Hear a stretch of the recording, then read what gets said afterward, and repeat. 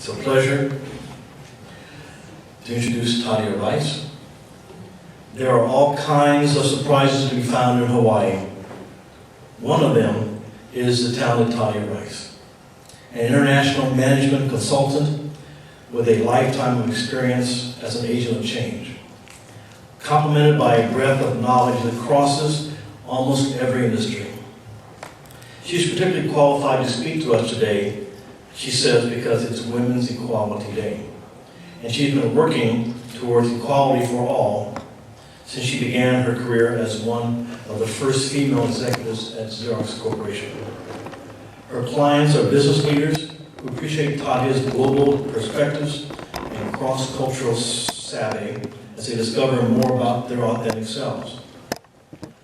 They say she understands the leader's journey and that her approach is no nonsense and to the point. Tadia founded the Tahare Association, a nonprofit NGO that has educated 22 girls and women around the world.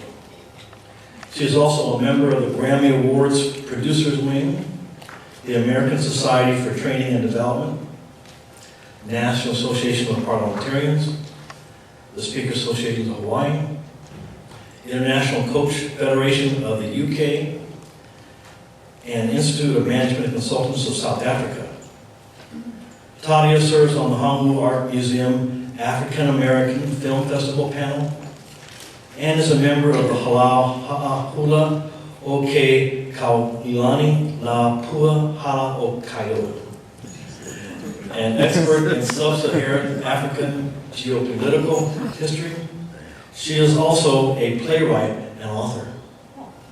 Tadia has written A Woman and Her Words, Breaking into the Boys Club, Pour into Hope, The Women of Rwanda, and is completing her upcoming book, Memoirs of Mandela, Life of a Cultural Chameleon. For her many accomplishments, she has been honored by numerous national and local governments around the world and in the United States. Please give a hand for Tadia Rice.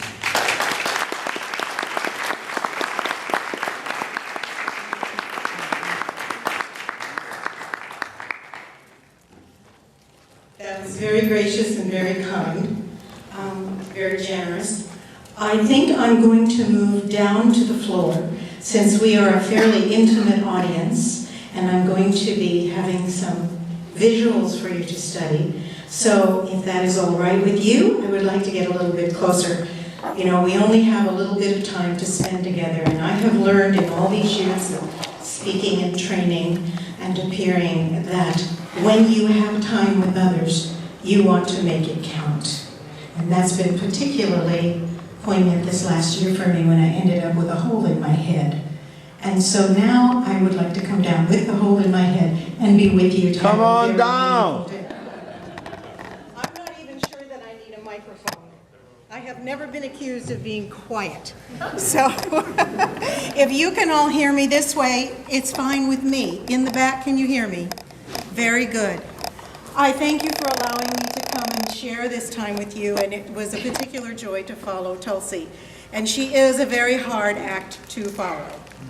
But she brought up so many points and so many topics that are important.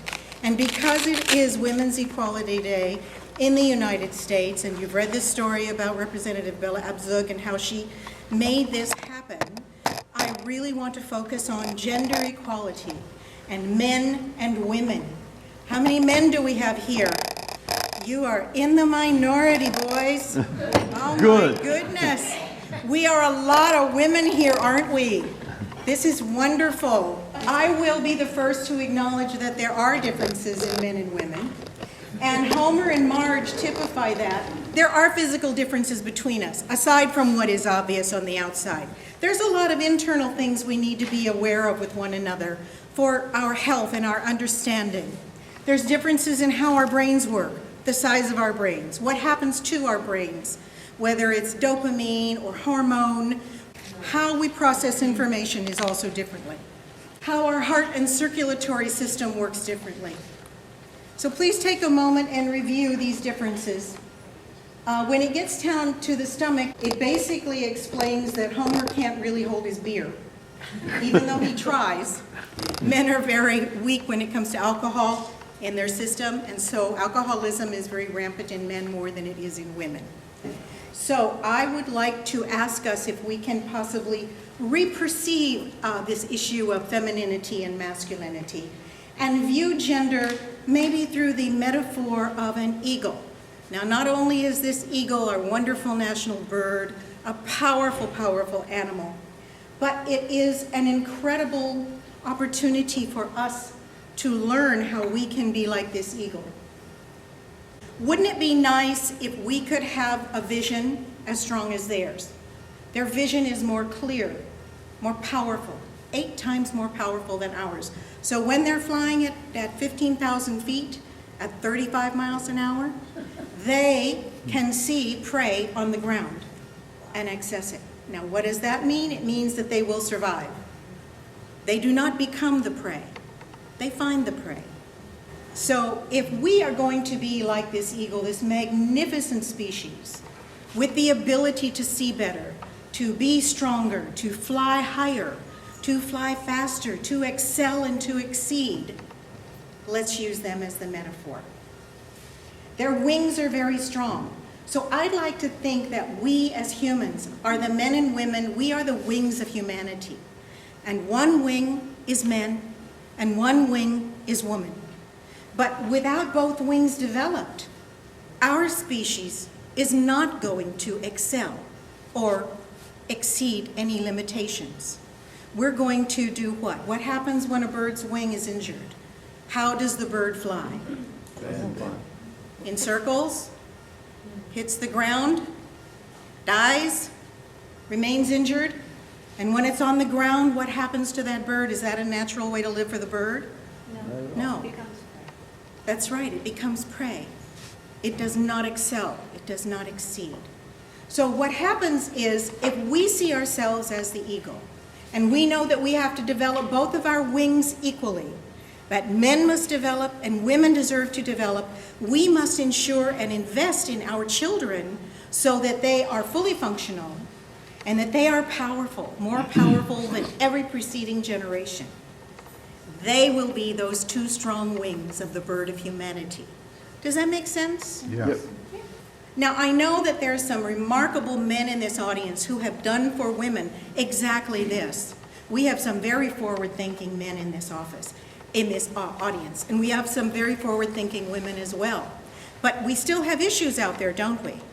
When we go home to our boyfriends, our sons, our grandchildren, our husbands, our fathers, our uncles, does anybody here have an issue ever in communicating with them? I do. I admit it. I may use a phrase or words and I need something entirely different than what they might hear, because language plays a very important role in our communication. So when we learn who we really are, when we are able to understand what our purpose really is, then we can change how we relate to one another. I know from my experience, I was raised the only girl among a whole lot of boys. Until I was 10 years old, there was not another girl in the family. So I would do everything the boys would do. I would run behind them, I would fall in the dirt, I would get scratched up. They would make a lot of fun of me because I couldn't keep up with them. And I learned then that it was not the same for me, and the only difference was I was a girl. So I wasn't allowed to play with cars, and I wasn't allowed to play in the dirt. And I think that although we've evolved in the years since my childhood, that social paradigm still functions. Little girls still wear their dresses, and little girls still can't fall in the grass or play or run around with boys as easily when they're little. So we are still socializing our children the same way that we were socialized. And so how do we change that? How do we build equality or equanimity into a new generation that can learn to release those kinds of prejudices, those gender prejudices? That's what is our task, is our generation to do, so that our children do not continue to perpetrate the mistakes that were given to us to continue. So we have to change society, because if we don't, we will continue to have war, we will not have global peace, and we will not have a society that can contribute to this planet to its fullest. We live in a society of extremes. We have Malala Yousafzai. Everyone knows who Malala is? The young 15-year-old Muslim girl that the Taliban went after and shot her in the head several times because she stood up and said, I want my people to be educated. I want to be educated. I want little girls to be educated. Everybody know this story? Yes. Malala Yousafzai, she went to London, they took her there, they saved her life, and she is to this day still speaking out and saying, I want education and I want the girls of my country to have education. So there is one end of the extreme that exists in our world. The other is our own country. What do our kids see every day? Lady Gaga. Last night it was Miley Cyrus in her underwear, but it was her costume. Now, I don't have a problem with them doing their thing as an artist, but I have a problem when our children are watching this and accepting this as a norm, that this is how one should look, that this is how girls are supposed to be if they want to be accepted and liked. They need to be sexy.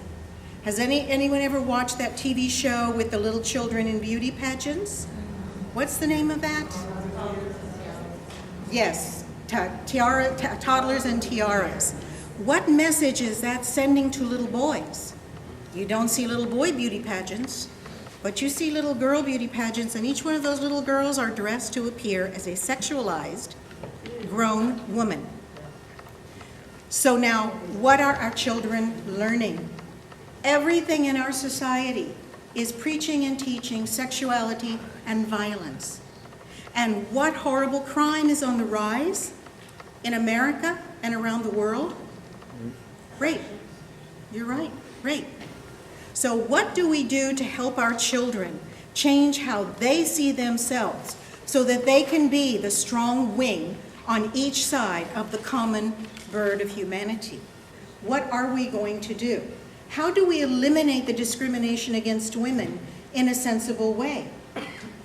How do we foster men and women having dialogue, having consultation, when the introduction to one another is sexuality or violence? How many people have children in the room? Do your children play video games? Are they violent video games? Anyone see the news last night? An 8-year-old boy in Texas, was it, shot his 87-year-old caretaker because he had just finished watching a highly violent video game. We've heard in this last year, especially since gun safety has become an issue, how many children are firing guns and using guns and killing themselves, their parents, and others, other children. So you see, sexuality and violence seem to go hand in hand. Again, how do we take that and foster gender equality when you've got two powerful components that are visceral and operate on emotion?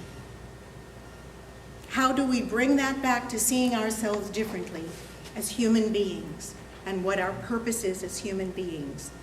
Raising our own bar has to become our priority, has to be what we teach our children and our grandchildren. Our mo'opuna are just going to inherit the worst of the worst. If those of us who were born post-World War II, baby boomers, I see a few of us baby boomers in the audience. We grew up in a fear of what? Nuclear war, the atomic bomb. Oh my God, we're gonna get bombed any minute. Roll, duck, and cover. Get under your desk to be protected from an atomic bomb. Well, our parents tried their best, but that fomented in us a certain level of discrimination about foreign people, about different people, about the Cold War and what it meant. And I come from the generation whose mothers were Rosie the Riveters. And those women were so happy to get their husbands back after World War II, they weren't going to leave the home if they didn't have to. But what was the message that they gave to us girls? You can be anything. If you want to be, you can be president. If you want to be, you can do anything. You can be a scientist. You can be an astronaut. So what happened in the 60s and 70s? Women went and tried to be those things. What happened? It didn't work. So the government came up with affirmative action. And if it wouldn't have been for affirmative action in the 70s, I wouldn't be standing here today, because that changed my life. That was when I was able to go from being a secretary or a factory worker into being an executive, like that, because I was needed. I filled 2 ticks on the affirmative action scale, and I was needed to fulfill a law at the time. And that was a grand benefit to myself and many other minorities who otherwise would not have jobs and would not have education. So now, where are we? We don't have affirmative action anymore. Our children are going to college to come out in deep, deep debt. They're getting educations that they can't get a job to do. So what now happens in our society? We are in a tough time economically, politically, socially. Everything is changing, and it will continue to change. So again, who we are and what we do, how do we help our children re-perceive who they are and who they can be? Girls and boys get different messages, and they get it through our language, and we have to be very, very careful what we say to our children. We have to be very careful what we say to other people in general. It's hard enough for a man to have a conversation with a man and a woman to have a conversation with a woman when they may have the same sociology behind them. But then when you mix a man and a woman talking, what happens? Is it easy communication? Anybody here married? Not anymore. It's different, not anymore. Language could have been a part of that. So controlling the messages that we receive are really important, because that has a lot to do with gender prejudice. And I know I'm speaking in generalities, but let me bring it home a little bit about language. I want to share with you what the last EEOC report had to say, because language is part of this. This is how many discrimination complaints were filed in the latest EEOC report. Now, language is a part of that. If you are in a workplace and you are verbally abusive to someone, that is the basis of a complaint. Am I correct? Has anyone here ever been verbally abused in the workplace? Male or female? Hands go up. How many are women? Women, raise your hands. All women, not one man is raising his hand. What does that say? I don't even need to explain that one. Only women raise their hand. Let me tell you what this costs us.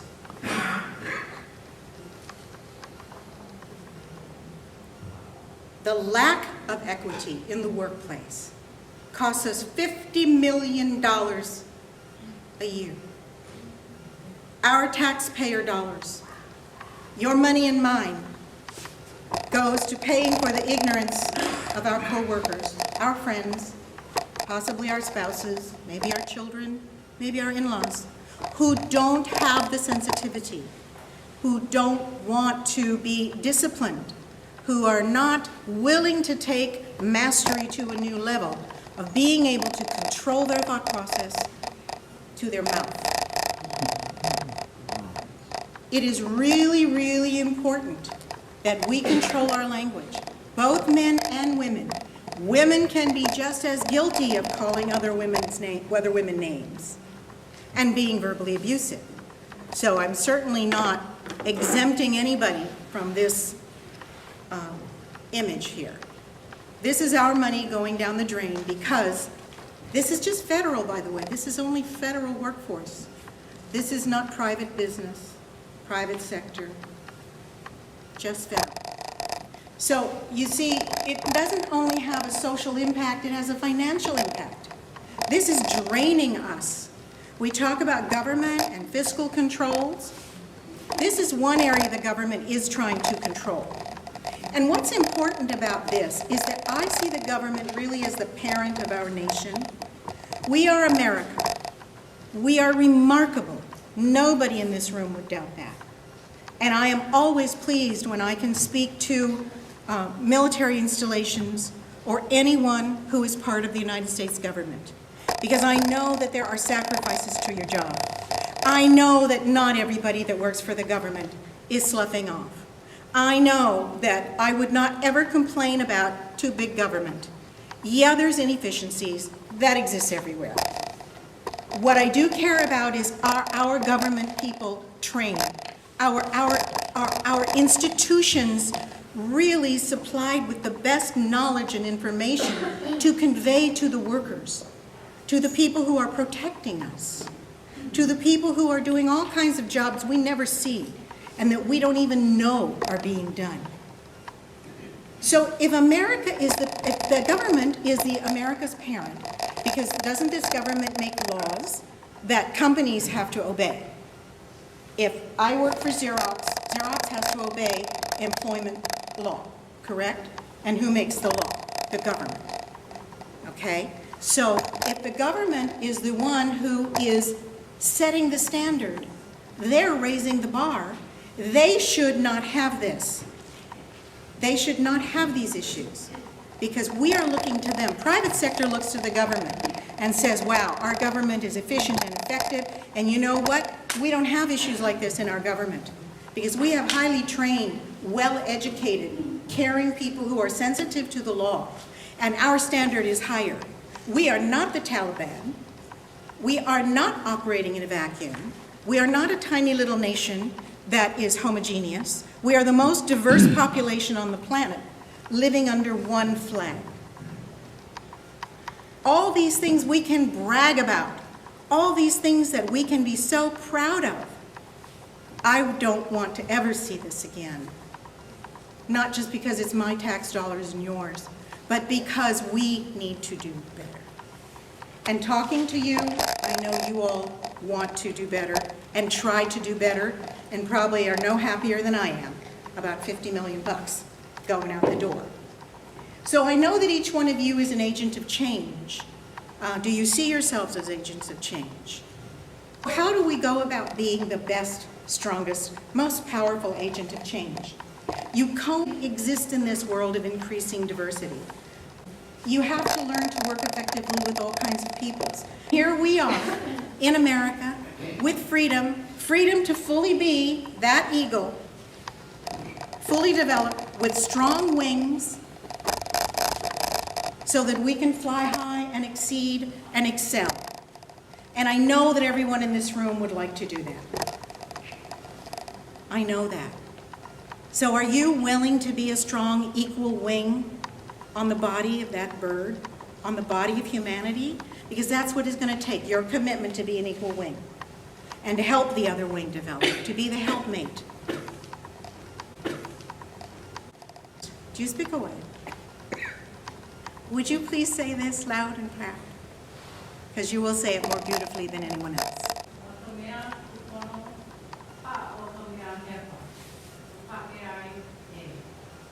Mahalo nui loa. And what that means, to do that which is good you hold, that which is flawed discard. That's what it means. So this is really as simple as just doing the right thing. Really, just doing the right thing. And I'm willing to do the right thing, and I've been working to do the right thing a long time, and I know you all have too. And it's going to take people like us to go to people who don't understand what the right thing is, to help them learn and understand it so they will do the right thing. And despite any differences, men and women need each other on so many levels and for so many reasons. We are helpmates to one another in so many ways. Our brothers and our sisters, as children, are helpmates. We grow into adults, we marry one another, we're helpmates. Even if we don't marry, we're still helpmates to someone because we all have extended family. So one of my favorite comedians is George Carlin, and I believe what he says. Women are crazy, men are stupid, and the main reason women are crazy is because men are stupid. So I thought about this, and I thought, should I really put this up there? And I thought, you know what? I'm going to tell you right now. I'm as willing to be good crazy, great crazy, and in my craziness do what I need to do to make this world a better place. And I want you guys to be just as stupid, great stupid, good stupid, stupid enough to do the right thing and make this world a better place. So that as men and women, we become that great eagle with the strongest wings we've ever had in the history of humanity. So I'll be crazy, and please, you can be stupid. It's all right with me. Thank you.